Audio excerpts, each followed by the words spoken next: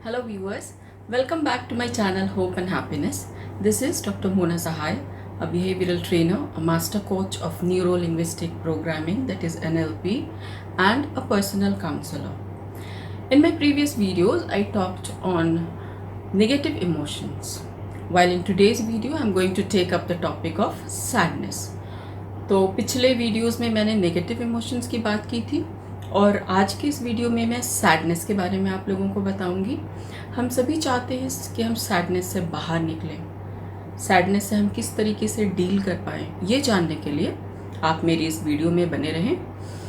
तो सबसे पहला और सबसे ज़्यादा इम्पॉर्टेंट पॉइंट जो है सैडनेस से बाहर निकलने के लिए या सैडनेस से डील करने के लिए, वो है acceptance. So the first and very important, the most important point is acceptance of your sad state of mind. तो होता क्या है आम तौर पर कि हम जहाँ भी परिवार में अपने रहते हैं या समाज में रहते हैं, एक धारणा बनी रहती है कि सैड रहना, दुखी रहना गलत बात है. अगर हम अपने दोस्तों के बीच में बैठे हैं और हम दुखी हैं, सैड स्टेट ऑफ माइंड में हैं, तो हमारे ऊपर एक नेगेटिव पर्सन का लेवल लग जाता है और हम नहीं चाहेंगे कि ये लेवल हमारे ऊपर लगे. तो फिर होता क्या है कि हम अपने इस सैडनेस को न ही सिर्फ दूसरों से बल्कि अपने आप से भी छिपाने लगते हैं. ये एक काफ़ी मशहूर साइकोलॉजिस्ट ने इसके बारे में ये सब बातें कही हैं. तो so what happens is that we start hiding our sadness not only from others but also from ourselves.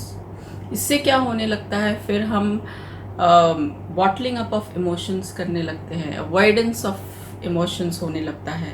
Short term में अवॉइडेंस फिर भी ठीक है, लेकिन लॉन्ग टर्म में अवॉइडेंस ऑफ सैडनेस से काफ़ी ज़्यादा बुरा असर हमारी पर्सनालिटी के ऊपर पड़ सकता है. तो हम एक डिनायल स्टेज में पहुंच जाते हैं जहाँ पे कि हम एक्सेप्ट नहीं कर रहे हैं इमोशंस को, जो कि काफ़ी नुकसानदेह है हमारे लिए. तो यहाँ सबसे बड़ी इम्पॉर्टेंट बात ये है कि हम एक्सेप्ट करें अपने सैड स्टेट ऑफ माइंड को. ये कोई पाप नहीं है सैड होना, और अगर आप सैड हैं तो ये सिर्फ इस बात का प्रूफ है कि आप एक कंप्लीट ह्यूमन बीइंग हैं, that you are a human being and not a machine. और सभी मनुष्य में कभी ना कभी सैडनेस की भावना आती ही हैं, अगर उन्होंने निर्वाण के स्टेट को नहीं पा लिया है. तो हमारे जैसे साधारण मनुष्य में ये सारे इमोशंस तो आते जाते रहते हैं. इसके लिए हमें अपना सेल्फ एस्टीम को कम नहीं करना चाहिए. सेल्फ एस्टीम मतलब हमारी नज़र में जो हमारी इज्जत होती है उसे हम कम ना करें इस बात के लिए कि हम सैड रह रहे हैं. सबसे पहला इम्पॉर्टेंट पॉइंट है एक्सेप्टेंस ऑफ सैडनेस, और दूसरा कि हम बॉटल अप ना करें अपनी सैडनेस को, मतलब बोतल में बंद करके ढक्कन लगाकर ना रखें. इससे बहुत ज़्यादा चांसेस रहते हैं कि गैम्बलिंग, ड्रग एडिक्शन, अल्कोहलिज्म, इन बातों की लत पड़ सकती है लोगों को, और कुछ लोगों को इवन डिप्रेशन के भी चांसेस रहते हैं. तो इस बात को लेकर केयरफुल होने की ज़रूरत है कि हम बॉटल अप ना करें अपने इमोशंस को.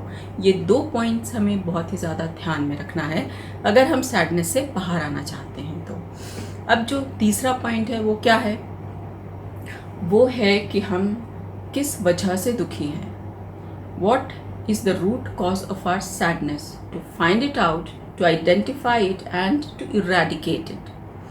तो हमें कारण पता करना पड़ेगा कि हम किस वजह से दुखी हैं और जड़ से उसे उखाड़ कर फेंकना है, उसकी तहों तक जाकर.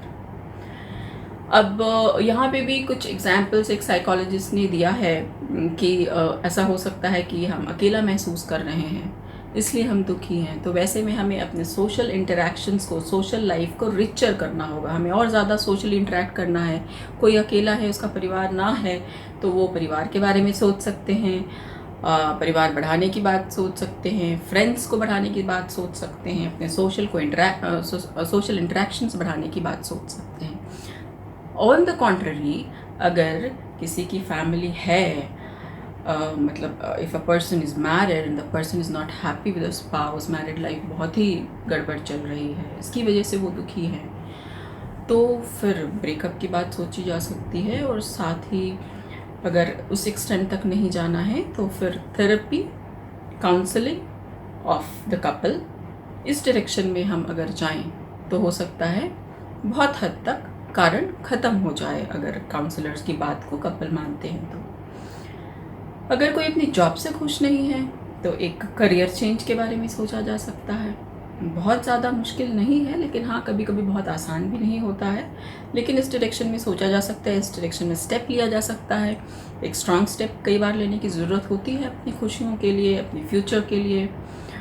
और इस तरीके से हम कुछ भी कारण हो सकता है, हमें एक बहुत ज़रूरी है कि हम अपने कारण को पता करें कि हम क्यों दुखी हैं, और उस कारण को हम वहाँ तक तह तक जाकर उसे जड़ से बाहर निकाल दें। मलिक एक जाने माने साइकोलॉजिस्ट हैं, उन्होंने कहा है, sadness is an expression of the soul which gives us valuable information on what we are experiencing and what is missing in our lives.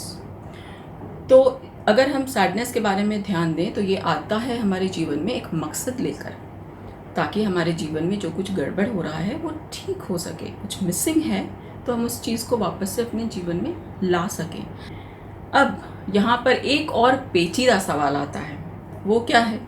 वो ये है कि ऐसा भी होता है कि हमें कारण ही नहीं पता चल रहा है अपने दुख का। When a person is sad, but the person is not able to identify the reason of sadness, तो ये तो मुश्किल वाली बात हो गई। इसके लिए फिर क्या करें? लेकिन इसका भी उपाय है, ऐसा नहीं है कि इम्पॉसिबल है ऐसे सैडनेस से बाहर निकलना। यहाँ पे मैं सजेस्ट करूँगी क्रिएटिव एक्सप्रेशंस। क्रिएटिव एक्सप्रेशंस मतलब जो आर्टिस्टिक फॉर्म्स होते हैं, जैसे पेंटिंग्स, स्केच बनाना, पोएम लिखना, स्टोरीज़ लिखना, प्लेज़ लिखना, प्लेज़ में पार्टिसिपेट करना। इस तरीके के क्रिएटिव एक्सप्रेशंस में अगर आप एंगेज कर लेते हैं अपने आप को, तो बहुत हद तक आपकी जो सैडनेस का कारण है वो आपके अंदर से निकल जाता है। कैसे? इसके पीछे एक बहुत ही बड़ा साइकोलॉजिकल कारण है, इसके पीछे काफ़ी साइकोलॉजिकल रिसर्चेस हुए हुए हैं। और हमारे सबकॉन्शियस माइंड के बारे में बात की गई है कि बहुत सारे अनप्लेजेंट मेमोरीज स्टोर्ड हो जाते हैं हमारे सबकॉन्शियस माइंड में। जो अनप्लेजेंट मेमोरीज स्टोर्ड हैं, कई बार हम अवेयर नहीं होते उसके बारे में, हमें एहसास नहीं होता उनका, लेकिन वो स्टोर्ड हैं और वो काम कर रहे हैं, हमें सैड बना रहे हैं, तो उन्हें निकालने की ज़रूरत है। जब आप इन क्रिएटिव एक्सप्रेशंस में लगते हैं तो ये एक्सप्रेशन आपके सबकॉन्शियस माइंड का एक्सप्रेशन होता है। They actually express your subconscious mind. जब आप पोएम लिखते हैं तो आपके सबकॉन्शियस माइंड अपने आप को एक्सप्रेस कर रही होती है, और उसमें जो दबी हुई बातें हैं काफ़ी समय से, वो निकलती हैं और वो एक क्लिंजर का काम करती हैं, और आपके मन से ये दुख के कारण निकलने लगते हैं। और ये मैं सिर्फ कहने के लिए नहीं कह रही हूँ, ये मैंने खुद अपने ऊपर लागू किया हुआ है। I have practice this. मैं लिखती हूँ, थोड़ा कविताएं भी लिखती हूँ, कुछ आर्टिकल्स भी लिखती हूँ, और उसके बाद मैंने महसूस किया है अपनी पर्सनालिटी में एक फ़र्क, बहुत बड़ा फ़र्क, और काफ़ी मन हल्का महसूस होता है। उसके बाद एक क्लिनजिंग इफ़ेक्ट सा आपको महसूस होता है। तो आप ये करके देखिए, ज़रूर कारगर सिद्ध होगा। अब यहाँ पर एक और फैक्टर है, जब आप कारण पता नहीं कर पाते हैं तो बहुत ही जानी मानी किताब है, one of the best sellers रह चुकी है, सेपियंस। युवाल नोआ हरारी इसके लेखक हैं। तो उन्होंने इसमें एक चैप्टर लिखा है, and they lived happily ever after. उस चैप्टर में इन्होंने बायोकेमिकल सब्सटेंसेस का जिक्र किया है, जिसको मैंने पढ़ा, जिसमें से थोड़ी सी बातें मैं आपसे शेयर कर रही हूँ। तो उन्होंने कहा है कि साइकोलॉजिस्ट ने स्टडी किया है, रिसर्च किया है, और उनका ये कहना है कि कुछ लोगों में ये जो बायोकेमिकल सब्सटेंसेस हैं, हार्मोन्स हैं, ये हैप्पी हार्मोन्स ज़्यादा होते हैं और कुछ में कम होते हैं, और ये इनहेरेंटली होते हैं।